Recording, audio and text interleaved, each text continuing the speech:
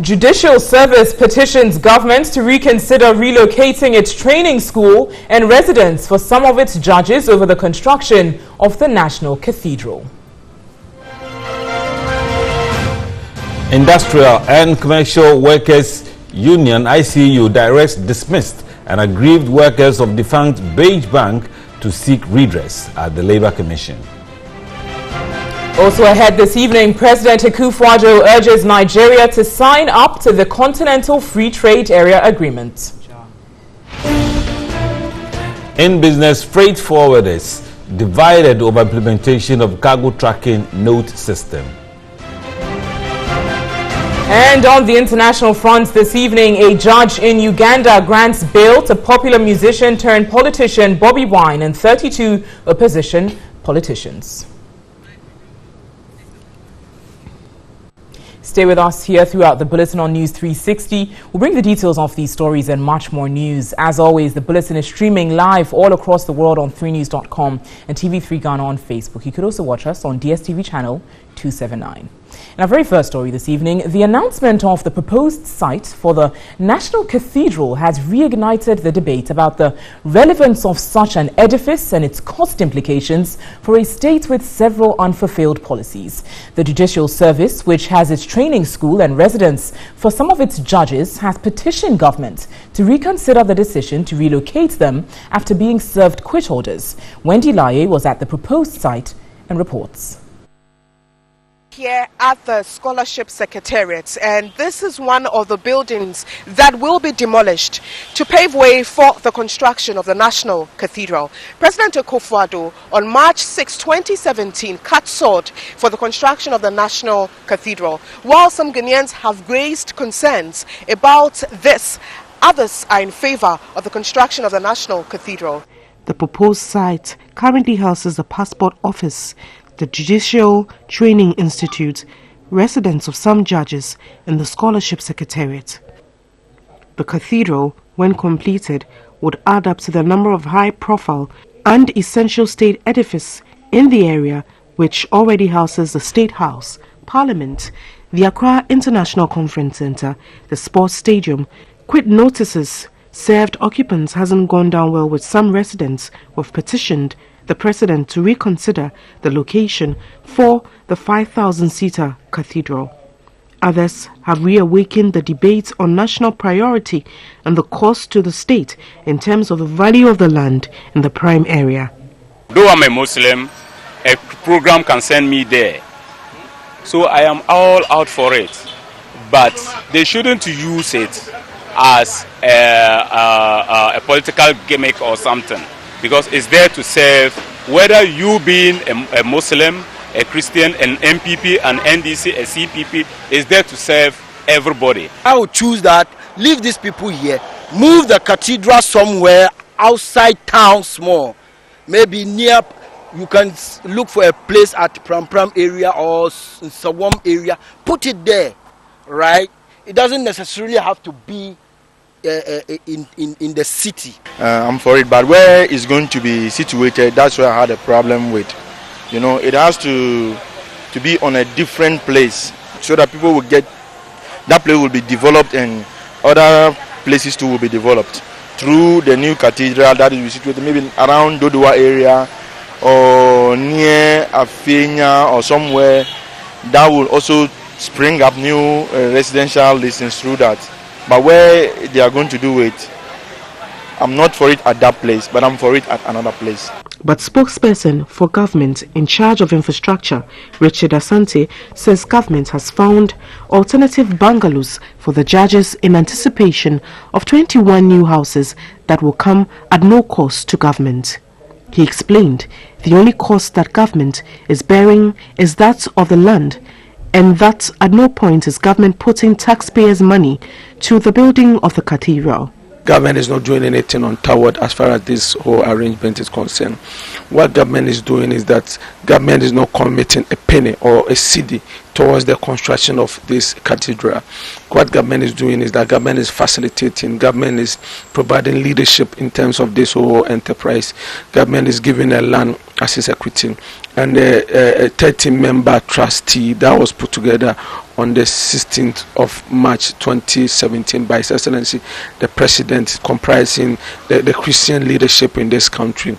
They are going to go out there and solicit for funds and do fundraising and to put together this edifice. An issue some citizens have varying views on. The churches can raise that money, give it to government put it at a better place. As to whether the cathedral is the most important investment in the country's current dispensation is an issue for posterity to judge. But many believe the National Cathedral could become like one of the many treasured national monuments across the world. Now, the Industrial and Commercial Workers Union has directed dismissed workers of the defunct Beige Bank to seek redress at the National Labour Commission if they feel aggrieved. Its General Secretary Solomon Kute was reacting to the purported dismissal of 700 workers of the defunct Beige Bank. The ICU urged the aggrieved workers to study their contracts with Beige Bank before the takeover. If it is stated that the contract agreement allows them to work for 2 years, the managers of Consolidated Bank have breached the agreement.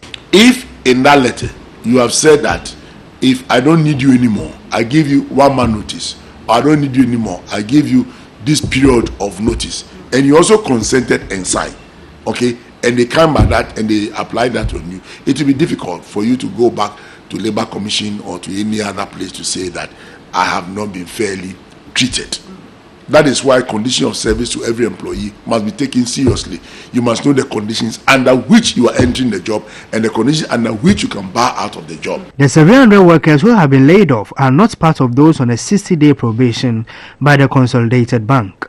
The Bank of Ghana is reported to have proposed to the dismissed workers to go into car rental business and other opportunities. Though the ICU lauded the BOG for such an initiative, it's rather emphasized on training for other job opportunities. In every redundancy exercise in ICU, we add a training bit. The training bit will also advise the workers at the time of the exit. Now, well, once upon a time, you used to be a clerical officer, a banking officer, or what have you. But for this period that you now be chasing and looking for other jobs, this money is in your hands. Either do this investment or some mini trade to turn around to see your money actually grow than to spend and not generate. That will get you finish your money in no time. The union has since asked government to roll out job creation opportunities for the retrenched staff. Now, still in the banking sector, founder and general overseer of Action Chapel International, Archbishop Nicholas Duncan Williams, is asking Christians to shut up on the role of Pastor Mensa Otabil that he played in the collapse of Capital Bank. As hundreds have lost their jobs as a result of the collapse of the bank, the Action Chapel overseer says Ghanaians have no right to question the role Otabil played. Kamla Kluche reports. And we pray for those handling the situation, and that mercy will triumph where it's needed in this matter. The comments by the Bishop of the Action Chapel on the financial scandal that has left many out of jobs and the bank itself taken over by the Ghana Commercial Bank. A boldest report revealed how managers of the bank and board members were complicit in what the BOG has described as criminal, and he's been investigated by the Economic and Organized Crime Office. I know that most of you in church are aware that in the last couple of weeks there's been a lot of interesting things happening. The head pastor of the ICGC, Mensa Otabil, has come under a barrage of criticisms for his role as a board chair of the defunct Capital Bank. The non-executive board chairman of the bank, in the statement earlier this month, said some decisions that were made turn out well, while some did not turn out well as had been anticipated. Similarly, pressure has mounted on social media on the ICGC founder and general overseer, and he had this as a response to his congregation. My first statement is that God is good.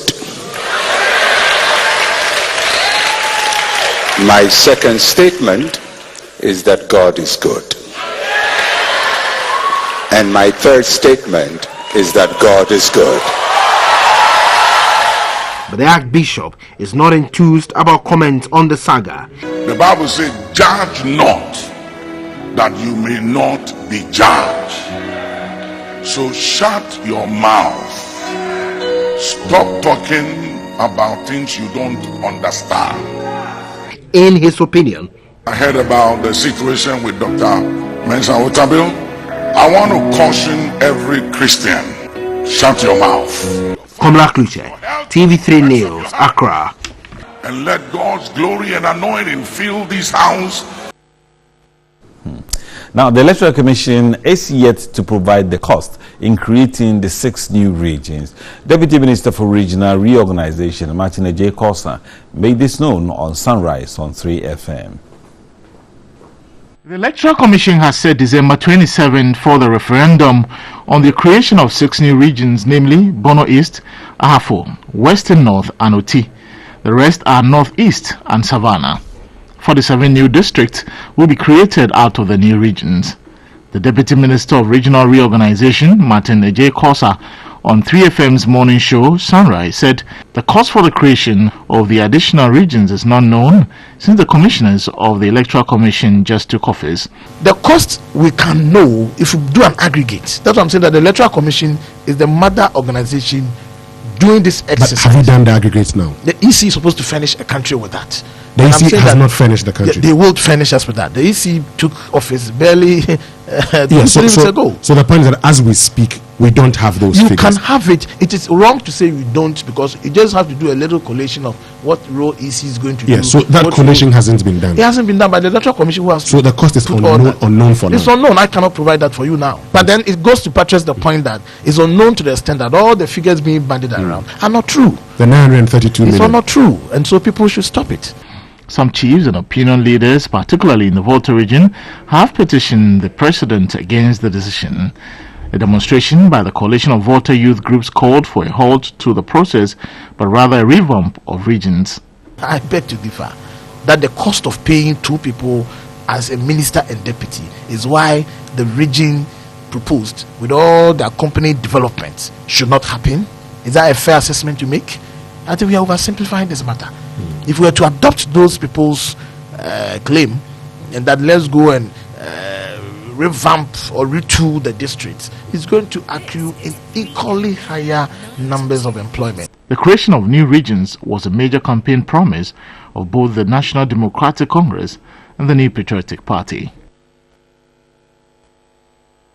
President Akufo-Addo has charged members of the legal fraternity on the African continent to uphold the integrity of the profession and ensure the rule of law is upheld at all times. He was addressing the 58th Annual General Conference of the Nigerian Bar Association in Abuja, Nigeria. President Akufo-Addo recounted the recognition given to the profession, but bemoaned practitioners who have not always done themselves proud. The sad truth is that there have always been lawyers ready to find a way to justify some negative developments, no matter how bizarre. It is not surprising, therefore, that sometimes our profession has attracted the most cynical of comments. I hasten to add that this is not a new phenomenon, as the legal profession has been bashed throughout the ages, be it from Shakespeare and the much argued over, quote, "First, let's kill all the lawyers," or the line from Charles Dickens's Oliver Twist, "The law is an ass, an idiot." He noted the disparaging comments on the profession, particularly on fees charged for services or the judicial process, which many feel does not deliver justice on them. He urged lawyers on the continent to be aware of these criticisms and respond in a manner that asserts the integrity of the legal profession and its determination to uphold the rule of law. Our 2 countries, and indeed Africa, have certainly come a long way, but we should not take it for granted that everybody has accepted democracy as the preferred mode of governance. There are those who would rather have authoritarian rule because they claim Africa is underdeveloped And democracy is cumbersome, and we need to get things done in a hurry. There are some who still believe that democracy is a luxury we cannot afford on the continent. We undoubtedly have some work to do to convince such people that we are all safer under democracy. You're watching News 360, and on MTN Video Report today, our citizen journalist Margaret Kotofu highlights the air pollution at Achuma-Brofiedu in the Ashanti region.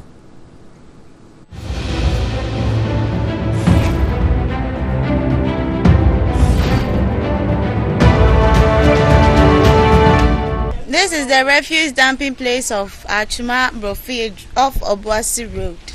Those of us who stay near here can't stay inside our rooms until this smoke dies down. We are suffering.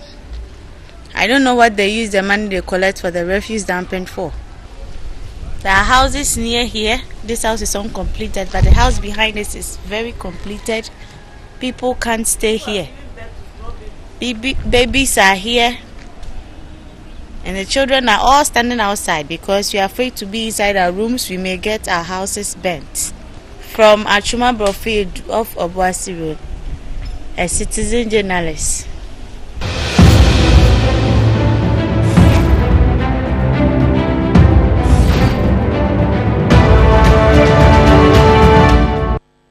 Thank you, Citizen Margaret. We really like that report. Please send us more. You can also send your video report via WhatsApp on 0551 433 044. Your News 360 will return shortly with the business report of the day.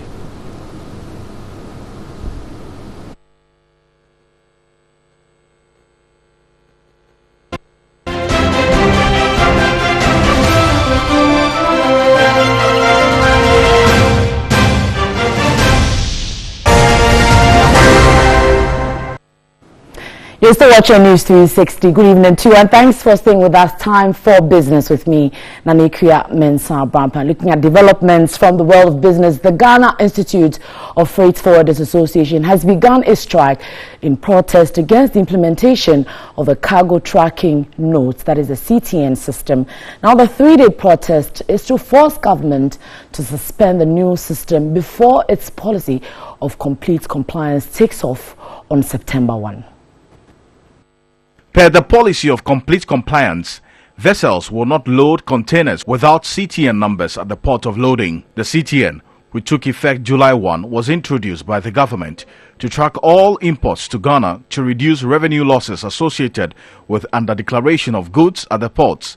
But the associations maintain that the system, which was implemented with minimal stakeholder consultation, will defeat the government's purpose for implementation and rather lead to a duplication of systems already in place at the ports. The groups want further consultation with stakeholders on the system if government wants the strike suspended. President of the Ghana Institute of Freight Forwarders, Kwabena Ofoso-Appiah, explained the reason for their strike in a telephone interview. See, if you set up a bureaucracy, because you can agree with me that CTN is an added bureaucracy.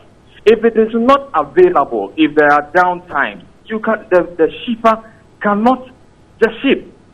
You see, if you have established another bureaucracy, people who must interface with that bureaucracy are charging. Okay? The forwarder outside there is charging for the process. The usage of the CTN system itself, they say government is absorbing it now. That in itself is a strange claim. That is also, the user fee is a fee. The shipping lines have rearranged their setup to be able to enforce the CTN code on the bill of lading. They are also charging. The freight fraternity, made up of about 800 corporate entities, want to know why letters from the presidency announcing a postponement of the CTN dated February 16, 2018 and May 28 had been ignored by the Ghana Revenue Authority and rather started piloting from July 1. They also wondered why the Ghana Revenue Authority had not connected the CTN system to existing platforms such as GCNet and indicated that all the national trade data would be in the hands of the operators who could manipulate it. Well, meanwhile, 3 former presidents of the Ghana Institute of Freight Forwarders do not support the action taken by the current leadership of the association. In their view, implementation of the CTN would promote a fair playing field for all industry players. Presidents of GIF. The strike by the current leadership is confusing at a time when consultations are still ongoing and all challenges being resolved. Because we believe it will create an even field for everybody. Once the documents are collected outside this country, nobody in Ghana can change anything to influence taxes for anybody. Other groups, including the frozen food importers, are also in support of the implementation of the CTN. According to them, some frozen food imports have closed their cold stores and out of business due to existing and unfair valuation and duties that are charged. The former presidents of GIF wants members of the association who are against the strike to go about their normal duties without fear. Togo is paying $300 per container. So if you have a bill of lading with 2 containers, you pay $600. And other African countries, Ghana is the cheapest. Because we said it should be done free, people outside are taking advantage. But they don't understand why CTN should be free. So they have further pledged their support to work with the Ghana Revenue Authority to ensure the full implementation of the CTN scheduled for September 1. Away from the ports now, and President Akufo-Addo has urged Nigeria to give its assent to the Continental Free Trade Area Agreement. And according to the president, Nigeria stands to gain with its dynamic population, sense of enterprise of her people and size of her economy. Akufo-Addo, who was addressing the 58th Annual General Conference of the Nigerian Bar Association in Abuja, Nigeria, noted Africa's small countries will continue to struggle if they do not join forces. The accelerated economic integration of committed nations, he said, will breathe new life into the African Union and deliver the benefits of African integration to the doorsteps of the African people. It is my fervent hope that Africa's largest economy, Nigeria, will very soon assent to this agreement. Nigeria, with a dynamic population, sense of enterprise of her people, and the size of her economy, is an automatic leader of any regional or continental market. In 2000, intra-regional trade accounted for 10% of Africa's total trade and increased marginally to 11% in 2015. Trading amongst members of the European Union, for example, amounted to 70% in 2015. A major deficit of our economic development has been the low level of intra-African trade that has characterized the performance of our economies up till now. I believe it is extremely important for the welfare of the 1.2 billion people of the continent that we all demonstrate strong political will to operationalize the African common market. The success of the Continental Free Trade Area, according to the President, would promote the peace and security of the continent. All right, so let's talk about agriculture and digitization, moving from paperless. And this group, known as ISOCO, is an information and communication service for agricultural markets in Africa. Now, it is a response to the growth of cellular services across the continent. And ISOCO is a pioneering group that enables government institutions, NGOs, projects and businesses transact and communicate more effectively with beneficiaries as well as clients. Tonight we'll be talking about Insight, which is an ISOCO offering that provides technology and field deployment solutions for small, medium and large scale surveys. And joining us in the studios tonight to explore more on this product is Castro Intridanso, who is the Director of Sales and Marketing at ISOCO. Good to have you tonight. Thank you. Castro. Thank you, Nalepia. Now tell us about this app, Insight. What really does it entail? Well, Insight basically is a product that ISOCO has developed. You know, ISOCO has been known as an agricultural-based company, but we have become more than that. In order to provide agricultural information, you need to know the people that you're providing information to. So we've developed a tool that enables you to collect information and be able to manage that information. So essentially what we have done is to be able to put that solution in the hands of people, that you can be able to use this service to set up your own data collection activity and look at your own analysis of the data that you have to make better business decisions. We talk about agriculture and digitization. What should people expect when they download this application?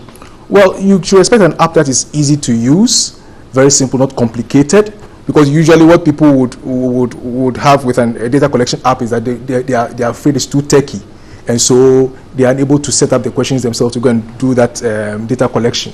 The major problem we have seen is that most people collect information using paper, and then you are looking at how government, for instance, in Ghana wants to digitize the economy, and we are looking at how you can use a paperless regime, which is digitization, the use of the cellular phone, to be able to collect data to make better decisions and also to create a better economy for this country.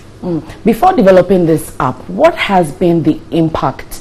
You talk about government institutions. I'm sure the issue of planting for food and jobs comes in. What has been the impact looking at agriculture and the data collection methods that you use to do your discussions? Okay, so Insight has been used for major projects in this country. Like you mentioned, the planting for food and jobs, the initial data collection for PFJ, for mapping of the farms, for collecting farmers' biometric information. We used Insight to do that. For LEAP, currently LEAP we use Insight to collect data on beneficiaries. That data we use what we call the PMT questionnaire. We collect the data, and it is an algorithm that automatically determines who is poor. That data is sent then to the ministry, and then the ministry then pays these beneficiaries through e-switch. So Insight has been used to make impact on the lives of people. What we are doing now is to put the tool in the hands of everybody else. People are collecting information on a daily basis, but they are not aware that they are collecting that information. They collect information using paper. You do fleet management, you do stock inventory. All that is information gathering, is data gathering. It's not the large-scale information that gathering that people see going on the field like a census. When you go into your office and you're collecting information on your logbook in the vehicle, it's data collection. You can digitize these things and then turn away from the paper. In fact, the paper has become one of the biggest things that has become problematic in this. And the problems with paper. And when you use paper, there are issues of transcription errors. When you use paper, data coming in from the outskirts to the center become a problem. But Kasho, you agree with me that when you mention the outskirts for an application and looking at internet services, how would this application be accessible, especially to the rural communities, farmers within the rural communities, if I should be specific? Yeah, that's the beauty of the Insight application. Our experiences have been brought to bear on the development of the application, because we have worked in the rural areas, understand the rural challenges. So we can collect that data in offline using Insight. You can collect data in offline mode. You know, internet access is a problem within the rural areas. Our application is able to collect data. Again, if you look at LEAP, a lot of the beneficiaries are in these rural areas, the remotest part of this country. But that is where we use Insight to collect information for use by the ministry to pay these poor people and improve their livelihoods. So Insight is developed specifically for those areas. So it is not a problem at all being used in the rural areas. And who really benefits from this application? Is it just the farmers? I have a farmer here. Yes. She's Babina. Does she really benefit from this, or is just the rural farmers who will be benefiting? We have a poultry farmer right now in Bekwai who uses Insight to check his daily activities on the farm. So his farm hands collect information on cracked eggs, number of hatched eggs, number of animals that have been killed, and all that information. And he sends that information in real time using his tablet. His owner, who is in Accra, can monitor the use of this or what's happening on his farm in Bekwai here in Accra. So the whole point is that instead of using paper to collect information that every business needs, just digitizing it. And it fits right into what the government wants to do in terms of digitizing the economy. So move away from paper, go to www.insight.isoko.com, download the app, and use it to collect any data that you want to collect to make better business decisions. All right, thank you so much. We're grateful for your time. I'm sure you would want to download that app there. Castro Entry Danso is the Director of Sales and Marketing at Isoko, and will be launching that application. So look out for that, and you know the website also. But that'll do for business tonight. There's more on 3news.com. My name is Nanikia Mensah Brampa. Stay tuned. News 360 continues after this. Good evening.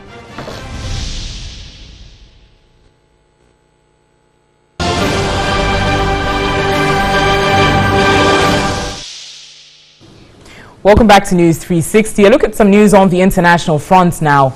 A judge in Uganda has granted bail to popular musician turned politician Bobi Wine and 32 opposition politicians who are facing treason charges. They are accused of allegedly throwing stones at a vehicle in President Yoweri Museveni's convoy earlier this month. Bobi Wine, affectionately known as the Ghetto President, appeared on crutches in court. The army, who had detained him, denied reports that he had been beaten, calling the allegations rubbish. Bobi Wine, whose real name is Robert Kyaganuli, was arrested on August 13 after a campaign rally in the northwestern town of Aura.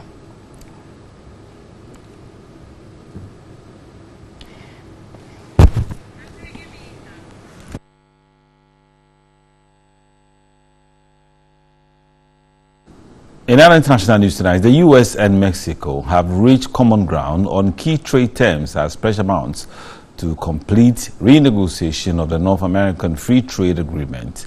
U.S. President Donald J. Trump, a frequent critic of the existing deal, announced the apparent breakthrough on Monday. A final deal would need sign-off from Canada, the third country in the treaty, which governs more than $1 trillion in annual trade. And there's some more international news on our website. It's 3news.com. Stay with us here on News 360 as up next is entertainment with Miriam.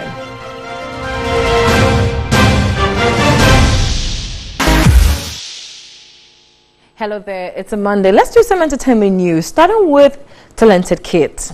Now, winners of Talented Kids Season 9 have received their prizes. The presentation was done by the General Manager of News, Beatrice Ajiman of TV3. 4 months after the 2018 Talented Kids, the 8 finalists have received the prize packages due them. The ultimate winner, Samuel Owusu, received 10,000 cedis cash prize with products from Indomie. Instrumentalist and first runner-up, Penel Dodu, walked away with 8,000 cedis cash prize with products from Indomie. The second runner-up, Hakim Isa, received 6,000 cedis and products from sponsors. The rest of the 5 finalists received 1,000 cedis each. Marketing manager for Indomie Ghana, Belosi Daharuna, encouraged the kids not to give up on their dreams. People think intelligence is only about book. No, but the intelligence also comes in the form of talent. If you don't have intelligence, you can't do it. The way you guys play your band, trust me, if I should come and join you guys, I can't play it. So whatever you're doing, I would say that keep doing it and keep following your dreams. Cited finalists expressed gratitude for the gesture. I feel excited because they fulfilled their promise by giving me the 10,000 Ghana cedis and the 1,600 cash. That is for the Indomie. So I thank TV3 a lot. Right now, I'm feeling very great, and I think it is going to help me build my career.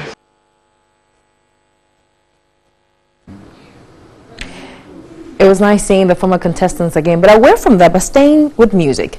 Kenyan musicians who performed at the launch of Xylophone Media in Nigeria were left humiliated as the crowd remained irresponsive throughout their performance.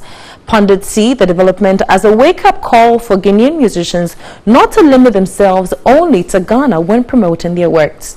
They also called for proper legislation to protect local content.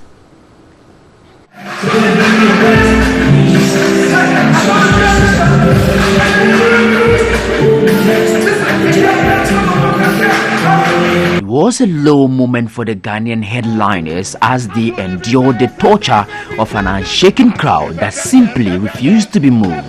Promise and his latest hit song, CCTV, may be doing well in Ghana, but going by the reaction, fans had no interest in it.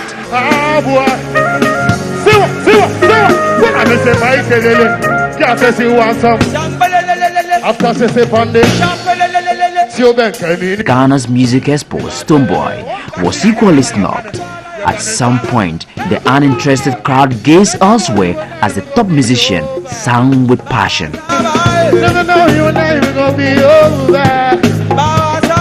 Wherever you there, I know you missing me. had his fair share of the cold reaction.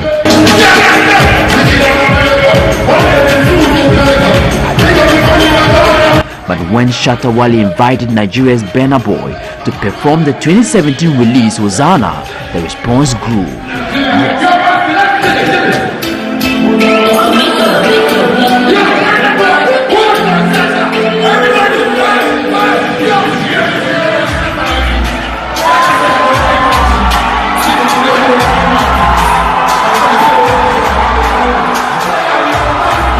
Yes, the Nigerians did hail and support their own, leaving many Ghanaian fans wondering if it was a deliberate plan to snub the Ghanaians.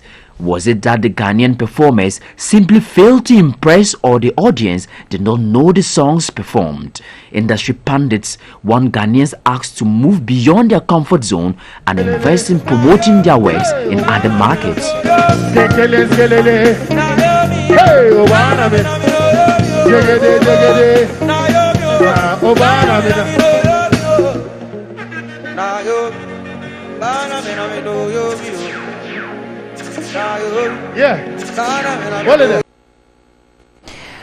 Well, so that's how it went down in Nigeria, ending the entertainment news. But Natalie, what do you think? I mean, you said a few minutes ago that, I mean, you can't even think that was deliberate. You can't imagine that all these people from these home. Are people from their homes. Yeah, they're obviously not going to all agree to snub Ghanaian performers. Exactly. It just means Ghanaian performers need to do their work. It's quite pathetic, honestly. These are our best acts. These are stars, our superstars. I mean, look at Stonebwoy on stage. It brings to the fore how we promote music in our sub-region, because Nigeria is far bigger market than. You think the focus is too much on the West to promote, you know, the works in the West rather than the Western region? I think we don't promote Ghanaian music in Nigeria. They are not known to the Nigerian consumers. I think we should do more about that. Certainly. The market is there for a taking. Nigerians can promote their music in Ghana. We got to go there. Yeah, I know a lot of Ghanaian artists have complained about limitations with promoting Ghanaian music in the Nigerian market and all of that. It comes down to legislation, like legislation, the business of music, the law of music. Exactly. Well, you have seen for example, Lagos alone is bigger than Ghana. The population of Lagos alone, Nigeria is far bigger market. That argument is quite valid as well. So we need to look at it from a bigger perspective. There's work to be done. Right? Well, the conversation continues on 3news.com. My name is Miriam Osei Ajman. Thanks for watching. Certainly. And I'm Isa Moni on News 360. We are glad for your company. I'm Natalie Forth. Thanks so much for watching. Have a lovely evening.